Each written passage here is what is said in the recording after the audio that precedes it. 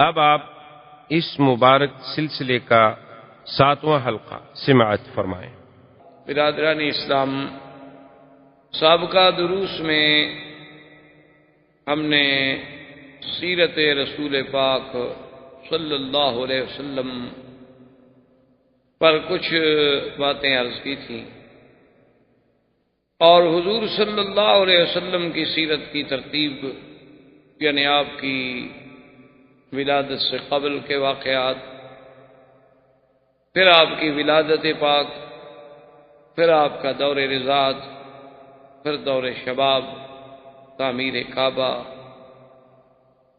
اور اس کے بعد حضور صلی اللہ علیہ وسلم کے اسفار، نبوت اور بعثت سے قبل، اور اس کے بعد حضور صلی اللہ علیہ وسلم پر اللہ کی طرف سے سب سے پہلی وحی کا اترنا، جبکہ آپ غار حرا میں تھے اور جبریل علیہ السلام آپ پر قرآن کی پہلی 5 آیات لے کر نازل،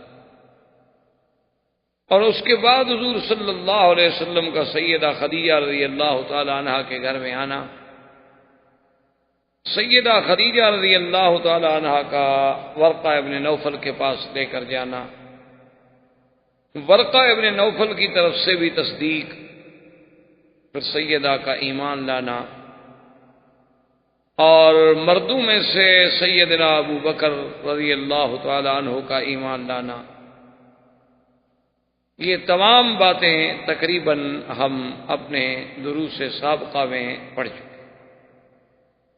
اب بات یہاں تک پہنچی تھی کہ اللہ نے جب اپنے نبی پاک کو حکم دیا کہ آپ اب لوگوں کو ڈرائیں، ڈرائیں کا معنی یہ ہے کہ جہنم کی آگ سے ڈرائیں، اللہ کی نافرمانی سے ڈرائیں، اللہ کی معصیت سے ڈرائیں، تو اب جب انذار کا حکم ملا اور اللہ کے نبی نے اپنی بعثت کے بعد اللہ کے احکام کے مطابق اس انذار پہ کام شروع فرمایا، آپ نے صفا پہ ندا دی، آپ نے مکہ کے پہاڑوں پہ ندا دی، آپ نے حرم کعبہ میں ندا دی، آپ نے اسواق میں ندا دی، یعنی کوئی ایسا مقام نہیں تھا جہاں اللہ کے نبی نے، اللہ کے پیغمبر نے، سرکار دو عالم نے اللہ کی توحید کی دعوت نہ دی۔ تو جب حضور صلی اللہ علیہ وسلم نے توحید کی دعوت دی، کفار قریش پہ گراں گزری، تو سب سے پہلے تو انہوں نے یہ کوشش کی کہ کسی طرح حضور صلی اللہ علیہ وسلم اپنی اس دعوت کو چھوڑ دیں اور ہمارے دین کی، ہمارے الہہ کی، ہمارے خداؤں کی، ہمارے عقیدے کی تردید اور مخالفت نہ کریں۔ اس ضمن میں قریش نے اپنے سرداروں کو اور اپنے رؤساء کو جمع کیا، اور جمع کرنے کے بعد ابی طالب سے بات کی، کیونکہ حضور صلی اللہ علیہ وسلم کی کفالت اول جو تھی وہ عبد المطلب کے پاس تھی، لیکن عبد المطلب جب فوت ہو گئے تو پھر حضور صلی اللہ علیہ وسلم کی کفالت جو ہے ابی طالب نے قبول کی، اور اس وقت ابی طالب جو ہیں وہ بھی مکے کے سردار تھے اور اوسائے مکہ میں تھے۔ تو ابی جہل نے، جس کا نام عمرو بن ہشام تھا اور کنیت وہ ابو الحکم کہلاتا تھا، لیکن اس کی عناد سے، اس کی تعصب سے، اس کی مخالفت سے، حق کو ٹھکرانے سے، باطل کو اپنانے سے اس کی کنیت جو ہے پھر ابی جہل پڑ گئی۔ تو وہ سارے وفد کو لے کے ابی طالب کے پاس پہنچا اور اس نے کہا کہ ابی طالب، آپ کیونکہ ہمارے بڑے ہیں اور سردار ہیں اور قریش مکہ سے آپ کا بہت بڑا تعلق ہے اور خاندان بنو ہاشم سے آپ کا بہت بڑا مقام ہے، لیکن آپ کے بھتیجے سیدنا محمد الرسول اللہ صلی اللہ علیہ وسلم نے ہمیں تنگ کر دیا ہے، ہم بالکل مجبور ہو گئے ہیں کہ وہ ہمارے خداؤں کی مخالفت کرتے ہیں، لات و عزا کی مخالفت کرتے ہیں، اور یصفح احلامنا اور کان یکفر آباءنا، اور ہمارے باپ دادے کے دین کے طریقے کی تردید کرتے ہیں، ہم صبر نہیں کر سکتے، ہم مجبور ہیں، لہذا آپ محمد مصطفیٰ صلی اللہ علیہ وسلم کو ہدایت کریں کہ وہ یہ بات جو ہے چھوڑ۔ ابی طالب نے حضور صلی اللہ علیہ وسلم کو سمجھایا اور بتلایا کہ آپ کی قوم کا وفد آیا تھا اور ان کا یہ مطالبہ ہے۔ حضور نے فرمایا کہ یہ میرا کوئی ذاتی کام تو نہیں ہے، مجھے تو اللہ نے نبی بنا کے بھیجا ہے، میں تو اللہ کے حکم کا پابند ہوں، میں کیسے چھوڑ سکتا۔ اب کفار قریش نے ایک دوسرا طریقہ اختیار کیا۔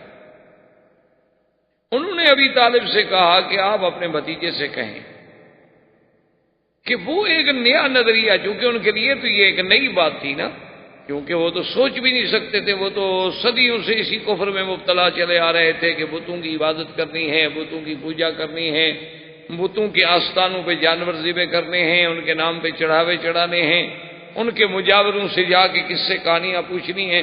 ان کا تو یہ ایک بات تھی، ایک دن سے نہیں تھی، آباء و اجداد سے چلی آ رہی تھی۔ اور جب اللہ کے نبی نے ان سب پر توحید کی ضرب ماری تو وہ تلبلا اٹھے اور کہنے لگے اجعل الآلہۃ الہا واحدا، یہ کیسے؟ تو اب انہوں نے ایک نیا رنگ اختیار کیا۔ انہوں نے کہا کہ اگر اللہ کے نبی اس نئے نظریے کے پیش نظر یہ خیال مبارک میں ہے کہ مجھے مکے کی سرداری مل جائے، میں مکے کا سردار مان لیا جاؤں، اور بغیر کسی اختلاف کے تو ہم آپ کو سردار ماننے کے لیے تیار ہیں، آپ سے اور اچھا ہمیں کون مل سکتا ہے کہ آپ صادق بھی ہیں، امین بھی ہیں، اور بنو ہاشم کے چاند ہیں، محمد ابن عبداللہ ہیں، ابن عبد المطلب ہیں، آپ عالی نسب ہیں، تو آپ بالکل سردار بنے، ہم سب بیعت کرنے کے لیے تیار ہیں۔ اور اگر انہوں نے کہا کہ حضور صلی اللہ علیہ وسلم نے اپنی اس شہرت سے فائدہ اٹھانے کے بعد یہ سوچا ہے کہ کسی بڑے گھر میں میری شادی ہو جائے، کیونکہ جب آدمی کسی چیز میں شہرت حاصل کر لیتا ہے تو پھر بڑے بڑے گھر جو ہیں وہ بھی اس سے شادی کرنا چاہتے ہیں، تو آپ اشارہ کر دیں اور مکے کے جس خاندان، جس گھرانے کی جس لڑکی پہ حضور صلی اللہ علیہ وسلم ہاتھ رکھے ہم دینے کے لیے تیار ہیں، نکاح کر لیں۔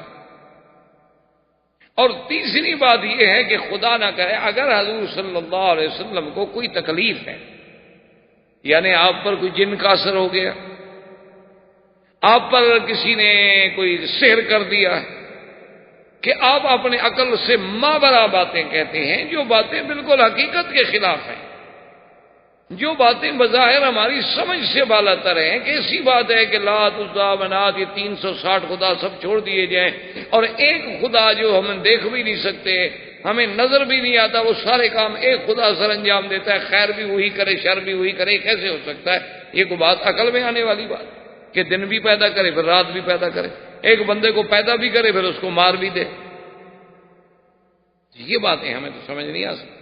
ہاں مارنے والا اور ہے، پیدا کرنے والا اور ہے، بات سمجھ آ سکتی، لیکن ایک آدمی پیدا کرے، خدا ہے، اس نے خود پیدا کیا، بنایا، بنانے کے بعد اس کو مٹا دے، آسمان و زمین کو پیدا کیا، فرماتے ہیں پھر اس کو بھی ختم کر دے گا، یہ سب توڑ پھوڑ دے گا۔ یہ باتیں ہماری سمجھ سے ماورا ہیں، شاید نہ کوئی جن کا اثر ہے تو ہم علاج کرانے کے لیے تیار۔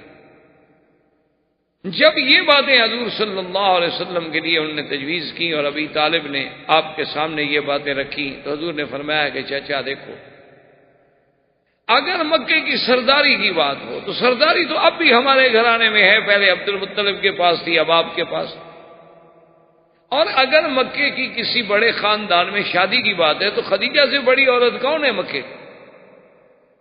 سیدہ خدیجہ رضی اللہ تعالی عنہا، بے اعتبار نسب کے، بے اعتبار حسب کے، بے اعتبار مال کے، اس سے بڑا کون ہے مکے میں؟ اور وہ تو 25 سال پہلے سے میرے گھر میں ہے، اور اس نے تو مجھے خود تمنا کر کے شادی کی، اور اس کی ساری دولت میرے ہاتھ میں۔ اور اگر یہ کہتی ہیں کہ نعوذ باللہ مجھ پر جنات کا یا کوئی بیماری کا اثر ہے، تو جن والے لوگ جو ہیں ان کو دیکھا ہے انہوں نے کبھی کہ وہ جنات اسی طرح پاک رہتے ہیں، صاف رہتے ہیں، عبادت کرتے ہیں، اللہ کی دعوت دیتے ہیں؟ وہ تو پلید لوگ ہوتے ہیں جن پر جنوں کا اثر ہوتا ہے۔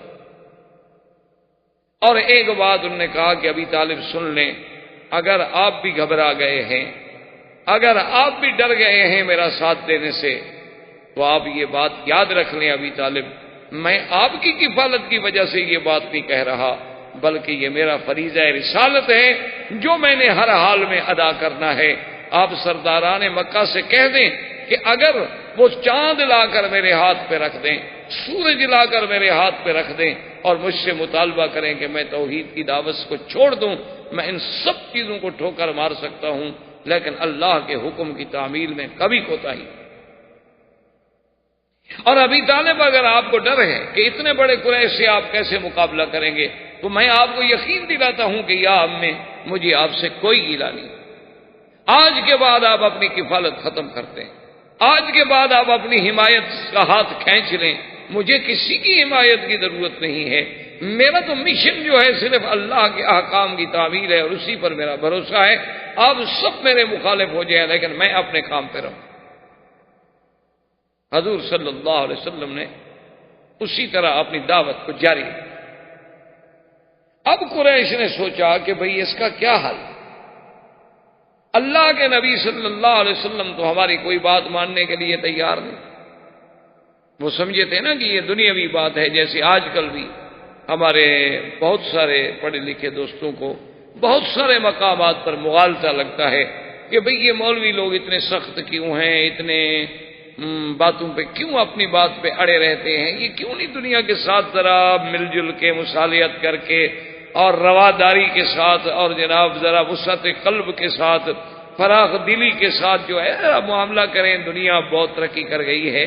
تو ان بیچاروں کو بھی دراصل یہی مغالطہ ہوتا ہے۔ آدمی رواداری وہاں کرتا ہے جہاں اس کا اپنی بات ہو، اپنا کام ہو۔ آپ نے مجھ سے پیسے لینے ہیں، آپ نے مجھ سے گھر مانگا ہے، آپ نے مجھ سے رہنے کی جگہ مانگی ہے، اس میں تو رواداری ممکن ہے۔ اللہ کے دین کو تبدیلی میں رواداری کا کیا معنی ہے؟ کوئی آدمی کہے اچھا جی کیونکہ بہت سارے لوگ داڑھی مڈاتے ہیں لہذا آپ مولوی رواداری کر کے اس کو چپ کر جائیں، چلو جائز نہیں کر سکتے چپ کر جائیں۔ یہ رواداری نہیں ہوگی، یہ دین سے انحراف ہوگا، دین سے غداری۔ اس کی چھوٹی سی مثال آپ دیکھ لیں کہ اگر آپ کسی کو چوکیدار رکھیں کہ آپ نے میرے گھر کا پہرا دینا ہے اور میں آپ کو اتنی تنخواہ دوں گا اور آپ نے رات کو 10 بجے سے صبح 6 بجے تک ڈیوٹی دینی ہے اور بالکل اپنا الرٹ رہنا ہے۔ اب اس کے پاس کوئی چور آئے اور کہے کہ یار کم سے کم کچھ تو اخلاق رکھو، کچھ تو رواداری اختیار کرو، یار تم اتنے بدخلق ہو کہ ہر وقت ڈنڈا لے کے کھڑے ہو، کوئی بات ہے؟ تم تھوڑا سا تو نرم ہو جاؤ، تھوڑی سی رواداری کرو۔ چلو میں تمہارے مالک کی گاڑی نہیں چراتا، بڑی چیزیں نہیں چراؤں گا، چھوٹی موٹی چیزیں اگر اٹھا لوں تو کیا فرق پڑتا ہے؟ تمہارے مالک کو تو پتہ بھی نہیں چلے۔ میں اگر کار لے جاؤں ٹھیک ہے، مالک پوچھے گا ابھی گاڑی کہاں۔ میں اگر ان کے ڈرائنگ روم سے قیمتی قالین اٹھا لوں تو وہ دیکھے گا کہ کہاں ہے۔ لیکن یہ چھوٹی موٹی چیزیں جن پر ان کی کبھی نظر ہی نہیں پڑتی، اتنا تو تم روادار بنو یار، یہ کیا رواداری ہوئی؟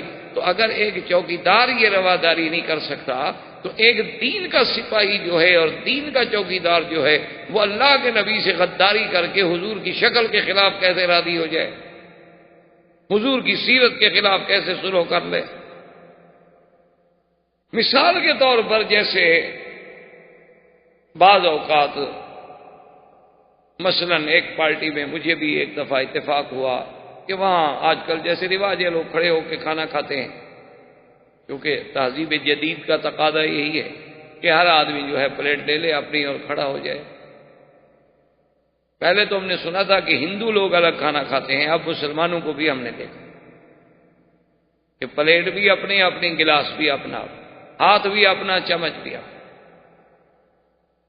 چلو جی ٹھیک ہے، بہرحال ڈرتے ہیں بیچارے کہ بھئی جراثیم نہ ہو جائیں۔ بھئی جراثیم انہیں ہونا ہو تو جتنی حفاظت کرو وہ ہو جاتی، جو تکلیف آنی ہے نا اللہ کی طرف سے۔ بڑے صاف ستھرے ملک جتنے ترقی یافتہ ممالک ہیں ان میں جو بیماریاں ہیں ان کا آپ تصور بھی نہیں کر سکتے۔ اللہ ان بیماریوں سے ہمیں محفوظ رکھے، جن عذابوں میں وہ مبتلا ہیں اللہ تبارک و تعالی ہمیں محفوظ رکھے۔ تو بہرحال اب مسلمانوں کا ایک طرز جدید، تہذیب جدید کا تقاضا یہ ہے کہ کھانا لیں جناب، اپنا کھانا بھی خود اٹھائیں اور پلیٹ میں لے لیں اور اس کے بعد کھڑے ہو جائیں، گپ شپ بھی کرتے رہیں اور کھانا شانا بھی کھاتے رہیں۔ تو بہرحال تو ایک دفعہ میں گیا تو اصل بات یہ ہے کہ پتہ نہیں میں بھی شاید کھڑے ہو کے کھا لیتا، مجھے طریقہ نہیں آتا۔ پرانے لوگ دیہات کے رہنے والے، ہمیں کیا پتا کیسے پلیٹ پکڑ کے آدمی کھڑا رہے۔ اب ہمیں تو نہیں آتا نا جی، ہمیں تو کھڑے ہو کے ابھی تک پیشاب کرنا بھی نہیں آتا. ہم نے تو اپنے عقل میں اونٹ وغیرہ کو دیکھا تھا کہ وہ کھڑے ہو کے پیشاب کرتا ہے. ہمارے تصور میں بھی نہیں ہے کہ بندہ بھی ایسے کر سکتا ہے حرکت. تو بہرحال میں چونکہ نہیں جانتا تھا، میں نے وہ پلیٹ لے لیا اور ادھر ادھر کرسی قریب نہیں تھی، میں تھوڑا دور جا کے بیٹھ گیا. تو ان میں سے ایک آدمی آیا تو کہنے لگا کہ حضرت اتنا تو آدمی کو سخت نہیں ہونا چاہیے. اگر اتنی دیکھیں آپ کو پتا ہے آج بڑے بڑے لوگ یہاں کھڑے ہیں، منسٹر بھی ہیں، اس میں بڑے بڑے اہم سیاسی لوگ بھی ہیں، مذہبی لوگ بھی ہیں. اگر اور بھی تو کھڑے رہے، اگر آپ کھڑے رہتے تو کیا فرق پڑ جاتا، تھوڑا سا تو آدمی کو وسیع القلب ہونا چاہیے. میں نے کہا میرے بھائی ٹھنڈے دل سے بات سن، میں اگر وسعت قلب کا مظاہرہ کر کے حضور کی سنت کے خلاف کھا لیتا تو اللہ کے نبی بھی ناراض، خدا بھی ناراض، اور میں اپنے مشن سے بھی منحرف ہو گیا کہ لوگوں کو تو میں پیغام دوں کہ میں ایک عالم ہوں اور میں دین کی دعوت دیتا ہوں، اور خود میں اس دین پہ عمل نہ کروں. تو میں نے اپنے مشن سے غداری کی، سنت رسول سے غداری کی، اپنے اللہ سے غداری کی، اور صرف ایک بندے سے رواداری کی کہ دعوت دینے والا مجھ سے ناراض نہ ہو جائے. اور اگر تم نے علماء کو بلایا تھا اور تم رواداری کر کے ذرا کھانا سنت کے مطابق نیچے لگا لیتے، سب بیٹھ کے کھا لیتے، تو تم پہ اللہ بھی راضی، اللہ کا رسول بھی راضی، اور زندگی میں چلو ایک دفعہ سنت پہ عمل ہو جاتا. تو تم مجھے بتاؤ تمہاری رواداری کرنا زیادہ بہتر تھا یا میری رواداری کرنا زیادہ بہتر تھا؟ ٹھیک ہے نا. اس طرح تو آپ کہہ سکیں گے کہ حضرت ابراہیم علیہ السلام نے بھی قوم سے رواداری نہیں کی، جا کے بتوں کو توڑ ڈالا. دیکھو جی کوئی عقل کی بات ہے، کسی کی دین کو نہ مانو، لیکن یہ تو نہیں کہ جا کے توڑ دو. پھر ان کے بارے میں آخر آپ کیا فتویٰ دیں گے؟ خدا تو اس کے اس عمل سے اتنا خوش ہے کہ وہ کہتا ہے کہ خلیل ہے میرا. اللہ نے تو انہیں خلیل اللہ کا لقب دیا، لیکن آپ اس کو کہیں گے کہ جی حقوق انسانیت کے خلاف ہے کہ کسی کے خدا کو جا کے توڑ ڈالو. آپ نے تو کسی کا دل توڑ دیا. تو اس لیے اللہ کے نبی نے فرمایا کہ عقل کی بات چھوڑو. یہ کیا رواداری ہے کہ میں اللہ کے دین کو چھوڑ دوں؟ یہ کیسے ہو سکتا؟ تو اب کفار قریش نے ایک نیا پینترا بدلا، انہوں نے ایک نئی چال چلی. انہوں نے کہا کہ بھئی اللہ کے نبی تو اپنے راستے سے نہیں ہٹ. اب انہوں نے کہا کہ حل یہ ہے کہ ہر آدمی ایسا کرے کہ جو اس کا بس چلتا ہے، اور جہاں جہاں اس کا بس چلتا ہے وہ ان لوگوں کو عذاب دے جو اسلام قبول کر رہے ہیں، تاکہ وہ لوگ عذاب دیکھ کر، تکلیفیں دیکھ کر اللہ کے نبی کا ساتھ چھوڑ دیں، اور جب لوگ چلے جائیں گے تو اکیلے رہ جائیں گے. اب تعذیب مسلمین کا دور شروع ہوا بعثت رسول کے بعد. بعثت کے بعد، دعوت کے بعد، جب کفر کے سارے حربے ناکام ہو گئے، جب کفار قریش کی ساری تدبیریں ناکام ہو گئی، تو انہوں نے اب یہ پروگرام بنا لیا کہ بھئی دیکھو اکثر تو زیادہ سے زیادہ لوگ جو مسلمان ہو رہے ہیں وہ غریب ہیں اور غلام ہیں، تو ان کو اتنا عذاب دو کہ وہ اللہ کے نبی کو چھوڑ جائیں. تو اس کے لیے تجویز ہو گئی اور سب نے اپنے اپنے حصے تقسیم کر لیے کہ حضرت بلال جو تھے یہ امیہ کے غلام تھے. انہوں نے کہا کہ بلال کو تو میں ٹھیک کرتا ہوں. سمیہ، عمار، یاسر اور عمار، اس پر ابو جہل نے اپنی ذمہ داری لے لی کہ ان کو میں تعذیب دوں گا. ایک بنی معمل قبیلہ کی باندھی تھی، جاریہ تھی بنی معمل کی، اس کو حضرت عمر نے کہا کہ میں تعذیب دوں گا. اسی طرح کسی نے بی بی زریرہ کو تعذیب دینے کا ذمہ داری قبول کر لی، کسی نے ایک بی بی نہدیہ تھی ان کو تعذیب دینے کی ذمہ داری قبول کر لی. تو اب کفار قریش کا یہ دور شروع ہوا کہ جو جو لوگ اسلام لا چکے ہیں انہیں تکلیفیں. اور خدا کی قدرت ہے کہ مکی زندگی میرے مدنی کی نبوت کے ابتدائی دور میں یہ وہ دور تھا کہ جس میں اللہ کی طرف سے حکم تھا کہ صبر اور صبر اور صبر، یعنی صبر محض، کہ جو دشمن جتنی کوشش کرے جواب ہی نہیں دیتا. اس لیے قرآن نے ایک ہی ہدایت کی کہ وَاصْبِرْ كَمَا صَبَرَ أُولُو الْعَزْمِ مِنَ الرُّسُلِ، بس میرے مدنی صبر. حتیٰ کہ اللہ کے نبی کو اتنا حکم بھی نہیں تھا کہ آپ اپنے صحابہ کو کہیں کہ چلو بھی جواب تو دے دے نا، بھئی ایک آدمی مار رہا ہے تو چلو تم گالی تو دے دو. فرمایا بالکل صبر کرو۔ حضرت بلال رضی اللہ تعالی عنہ کو امیہ ابن خلف کیا کرتا، اللہ معاف کرے، این شدید گرمی میں جب این پتھر جل رہے ہوتے، آپ کو تو مکے کی گرمی کا پتہ، مکے کی گرمی تو ضرب المثل ہے، ابھی دیکھا نہیں 4 دن قبل کیسے گرمی تھی۔ علماء نے تو مکے کی گرمی سے مسائل نکالے ہیں کہ الحر حر مکہ والسکل سکل النبوۃ فکیف لا یعرق۔ ملا علی قاری نے مسئلہ نکالا ہے کہ آدمی اگر گھوڑے پہ سوار ہے، خچر پہ سوار ہے، گدھا پہ سوار ہے، اور اس جانور کا پسینہ کپڑوں کو لگ جائے تو کیا وہ کپڑے پاک ہوں گے یا کپڑے دھونے پڑیں گے؟ تو انہوں نے کہا کہ نہیں، کپڑے نہیں دھونے پڑیں گے، جانور کا پسینہ حرام اور پلید نہیں ہوتا، اس لیے کہ حضور صلی اللہ علیہ وسلم راکب حمارن، مکے میں حضور نے حمار پہ گدھا پہ سواری فرمائی۔ تو ملا علی قاری فرماتے ہیں یہ کیسے تصور کیا جا سکتا ہے کہ مکے کی گرمی ہو اور بوجھ نبوت کا ہو، اور کیسے ہو سکتا ہے کہ پسینہ نہیں آیا ہوگا جانور کو؟ لیکن حضور نے کپڑے نہیں دھوئے۔ تو مکے کی گرمی تو یعنی ایک ضرب المثل ہے۔ تو حضرت بلال رضی اللہ تعالی عنہ کو عین یعنی بالکل شدید ترین جب پتھر گرم ہو جاتے تو وہ ظالم آ کر اس پتھر پہ بغیر کرتے کے، بغیر قمیص کے، ننگی پیٹھ پر لٹا دیتا اور سینے پہ ایک بہت بڑے پتھر کی چٹان رکھ دیتا اور کہتا کہ بلال اقرار کرو لات و عزا کا اور چھوڑ دو دین محمد۔ اور حضرت بلال اسی اپنے جزم میں کہتے احد احد احد، اور احد احد کہتے کہتے بے ہوش ہو جاتے، اور جب ہوش آتی پھر وہی نعرہ احد احد۔ حتیٰ کہ ایک دفعہ مسلمانوں نے پوچھا حضرت بلال سے بعد میں، انہوں نے کہا کہ بھائی اور بھی تو باتیں ہو سکتی تھی نا، لا الہ الا اللہ، اللہ اکبر، لیکن احد احد جو تم کہتے تھے اس کی کیا وجہ تھی کہ تم ہر وقت احد احد احد کا نعرہ لگاتے تھے؟ تو حضرت بلال نے فرمایا اصل بات یہ ہے کہ کافر سب سے زیادہ اسی بات سے چڑھتے تھے، اور میں جان کے وہی نعرہ لگاتا تھا جو کافروں کو جلانے کا ہو، چونکہ دلیل ایمان یہ ہے کہ کافر کو جلاؤ، کفر سے بیزاری کا اعلان کرو، کفر سے برات کا اعلان کرو۔ صرف یہ نہیں کہ تم اللہ کی توحید کا اقرار کر لو، اقرار کے ساتھ براءۃ من الکفر، براءۃ من المشرکین جو ہے وہ ضروری ہے۔ اللہ نے پورے قرآن میں سورۃ براء نازل کی، اور جب تک ہم کفر سے براءت نہیں کریں گے اس وقت تک ہمارا ایمان نہیں ہوگا۔ ایک ہے دنیاوی تعلقات، تجارت، لین دین، یہ الگ بات، لیکن قلبی طور پر آدمی بالکل مشرکین سے برات کا اظہار کرے۔ تو حضرت بلال رضی اللہ تعالی عنہ کو اتنا مارا جاتا، اتنا ستایا جاتا، ان کے بعض اوقات تو امیہ ظالم یہ کرتا کہ کھجور کے بڑے بڑے کانٹے لے کے بدن میں جب ہوتا، اور اسی حال میں بلال احد احد احد کرتے کرتے بے ہوش۔ ایک دن امیہ نے بلال کی اماں کو مجبور کیا، اس نے کہا کہ دیکھو تم اپنے بیٹے کو سمجھاؤ، میں اسی طرح اسے تڑپا تڑپا کے مار ڈالوں گا، ورنہ اس کو کہو کہ یہ چھوڑ دے دین محمد صلی اللہ علیہ وسلم۔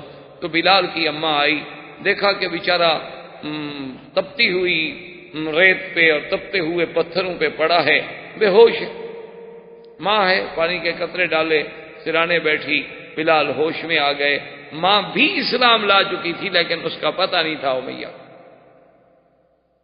اس نے کہا کہ بلال دیکھو تمہیں پتہ ہے کہ میں بھی مسلمان، لیکن ہم ایک ایسی حالت میں ہیں ہم کفر کا مقابلہ نہیں کر سکتے، ہم مجبور ہیں،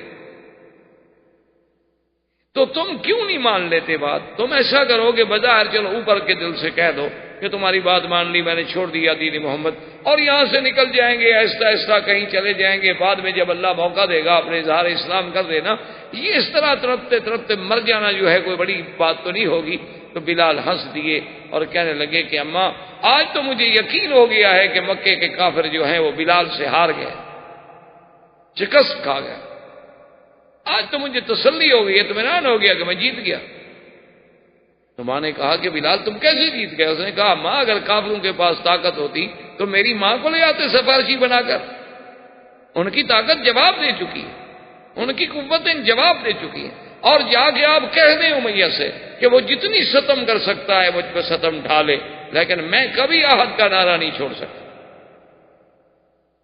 اسی عالم میں سیدنا ابی بکر رضی اللہ تعالی عنہ گزرے، جب تعذیب بلال کو دیکھا تو آپ نے کہا امیہ اس بلال غلام کو بیچنا چاہتے ہو؟ اس نے کہا یار میری تو جان چھڑاؤ، میں تو گلے میں پڑ گیا، میں تو بات ہی نہیں مانتا، تم لینا چاہتے ہو؟ اس نے کہا لینا چاہتا ہوں۔ انہوں نے کہا ٹھیک ہے قیمت کرو۔ قیمت دے کے آپ نے غلام حضرت بلال کو خرید لیا اور اس کے بعد آزاد کر دیا۔ اسی لیے کتابوں میں آتا ہے کہ حضرت بلال بھی سید تھے، آتا کا سیدنا یعنی بلال بھی سید اور سید بنا سردار، اور حضرت ابو بکر بھی سردار، کہ اس کو اس غلامی سے خرید کر چھڑانے والا ابو بکر۔ اور جب آل یاسر پر ظلم ہوتا کہ بی بی سمیہ اور پھر یاسر، ان کے بیٹے عمار، اتنے ظلم ہوتے کہ تاریخ اپنے اندر ایسے مظالم کی، یعنی آپ نے تو ہلاکوں کے مظالم پڑھے ہوں گے، آپ نے تو تاتاریوں کے مظالم پڑھے ہوں گے، آپ نے بڑے بڑے ظالموں کے، چنگیز کے مظالم پڑھے ہوں گے، حجاج کے مظالم پڑھے ہوں گے، لیکن کفار قریش نے جو تعذیب دی ہے اس کا آپ تصور بھی نہیں کر سکتے کہ اتنا مارا گیا بی بی زریرہ کو کہ اندھی ہو گئی۔ اور جب وہ اندھی ہو گئی تو کہتے کیا تھے؟ کہتے تھے کہ ہاں ہمارے لات عزا کی مخالفت کی ہے نا تو ہمارے خداؤں نے تجھے اندھا کر دیا۔ اور بی بی زریرہ رات کو اکیلے بیٹھ کے روتی اور کہتی کہ مولا مجھے اندھا ہونا منظور ہے، مجھے تکلیفیں منظور ہیں، میں اب تیری توحید اور تیرے نبی کا دامن نہیں چھوڑ سکتی، لیکن یہ جو تانا دیتے ہیں نا کہ ہمارے خداؤں نے تمہیں اندھا کر دیا ہے، یہ تانا میرے لیے ناقابل برداشت ہے۔ صبح جب اٹھی تو آنکھیں روشن تھیں، آنکھیں پھر بحال ہو گئی، نور واپس آ گئی۔ اب کافر حیران کہ بھی یہ کیسے پھر آنکھوں والی ہو گئی۔ ابو جہل نے جب سمیہ پر، ایک طرف سمیہ ہے، ساتھ یاسر ہیں، ہمیں تو دین مفت ملا ہے نا میرے بھائی، اس لیے ہمیں دین کی قدر نہیں کہ ہم مسلمانوں کے گھر میں پیدا ہوئے، باپ بھی مسلمان تھا الحمدللہ، دادا بھی مسلمان تھا، ہم نے کوئی دھیلا بھی نہیں لگایا، نہ جان لگائی نہ مال لگائی، لہذا اسلام کی ہمیں کیا قدر ہو۔ ہم نماز بھی پڑھتے ہیں تو خدا رسول پہ احسان کرتے ہیں کہ جی آج میں حرم میں نماز پڑھ کے آیا ہوں، اچھا جی بڑی مہربانی، اچھا ہے آپ نہ جاتے تو حرم اداس ہو جاتا۔ آج تو میں نے جناب طواف کیا، ہاں جی بالکل شکر ہے اللہ کا، آپ طواف نہ کرتے تو خدا کا گھر خالی ہو جاتا، اللہ کے فرشتے بھی نہیں ہیں، بلکہ پتہ نہیں ہمارے طواف سے ہی کعبہ تنگ آتا ہو، تو یہ تو میں سوچ رہا ہوں، یہ تو میں تصور کر سکتا ہوں کہ ہمارے طواف کی وجہ سے اللہ کے کعبے کو، اللہ والوں کو، ملائکہ کو تکلیف ہوتی ہو، یہ تو میں سوچ سکتا ہوں، یہ مجھے نہیں یقین آتا کہ ہماری وجہ سے انہیں کوئی راحت ملتی ہو۔ اس لیے کسی نے کہا تھا نا کہ تو طواف کعبہ کردم، کہ جب میں طواف کرتا ہوں تو کعبہ ندا برآمد، کعبے سے ندا آتی ہے کہ بیرون درچے کر دی کہ درون خانہ آئی، میرے باہر تم کیا کر رہے تھے کہ اب اندر بھی آ گئے ہو، کہ بیرون درچے کر دی، تم باہر کیا کیا کام کر رہے تھے، انہی پاؤں کو لے کے پھر میرے پاس بھی آ گئے۔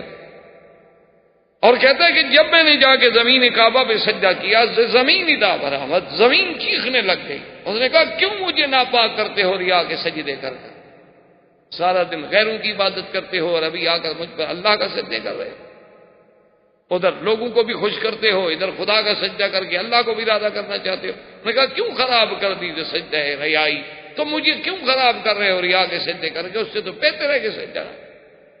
اس لیے مجھے تو بہرحال یہ ڈر لگتا ہے کہ کہیں ہماری یہ بے ادبی کہ ہم اتنے گناہوں کے ساتھ، اتنی زیادتیوں کے ساتھ ساری زندگی، اللہ معاف کرے، ہماری زبانیں گندی، ہمارے پاؤں گندے، ہمارے اعمال گندے، اور پھر ہم کعبے میں چلے جاتے ہیں بس اس امید سے کہ وہ غفور الرحیم، کہ وہ ارحم الراحمین ہے، اب اس کے بندے ہیں، مخلوق ہیں، بس جیسی ہیں، ورنہ تو حقیقت میں انسان کو ڈر لگتا ہے کہ میں کیا ہوں اور کہاں ہوں۔ یہ مقام تو وہ تھا نا جہاں بلال ہے، اب دیکھیں کہ ظلم ہو رہا ہے اور اللہ کے نبی گزر رہے ہیں اور فرماتے ہیں صبرن یا آل یاسر صبرن، ایک سبق دے رہا ہے اللہ کا نبی۔ آج کفر اسی اسلام کو دہشت گرد ثابت کرنا چاہتا ہے۔ کاش ان کے سامنے میرے مدنی کی سیرت ہوتی، کاش ان کے سامنے میرے مدنی کی مکی زندگی ہوتی، کاش یہ جہاد اور فساد کا فرق سمجھ سکتے۔ یہ دہشت گردی ہے کہ بلال کو تڑپایا جائے، خباب کو تڑپایا جائے، سمیہ کو تڑپایا جائے، زریرہ کو تڑپایا جائے، نہدیہ کو تڑپایا جائے، عمار اور یاسر کو تڑپایا جائے، خباب الارت کو تڑپایا جائے، حضور کے صحابہ کو انگاروں پہ لٹا دیا جائے۔ لیکن اللہ کا نبی کیا کہتے ہیں؟ صبر. کہ آل یاسر صبر، صبر. وہ نبی جو صبر کا درس دینے والا ہے وہ اپنی امت کو کبھی دہشت گردی سکھلا سکتا ہے؟ اصل بات کیا ہے؟ وہ سب سے بڑے دہشت گرد ہیں جو مسلمانوں کو دہشت گرد کہتے ہیں. انہوں نے مسلمانوں کو، جب آپ کسی کو بند گلی میں کھڑا کر دیں گے تو کوئی کیا کرے گا؟ آپ مجھے بتائیں. آپ کسی آدمی کو جب بند گلی میں کھڑا کر دیں، اب اس کے بعد راستہ کوئی نہیں، یا ٹکر مار کے دیوار سے مر گئے. تم تو حالات ایسے پیدا کرتے ہو کہ مسلمان بند گلی میں جا کے مجبور ہوں، اور جب مجبور ہو کر وہ کوئی بات کریں، ہم کہیں دیکھیں جی مسلمان ایسے ہیں، مسلمان ایسے ہیں، مسلمان ایسے ہیں.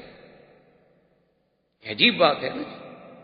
اگر ہمارے آپ کے ملک میں، آپ نے کتابوں میں، تاریخوں میں، اخباروں میں پڑھا ہے کہ اگر ہندو 500 مسلمان عورتوں کو ننگا کر کے ان کی ویڈیو بنائے تو وہ تو کوئی بات نہیں، اگر اس پر کوئی تڑپ کے وہاں کوئی حادثہ کر بیٹھے، دہشت گرد ہے مسلمان. بھائی خدا عقل دے.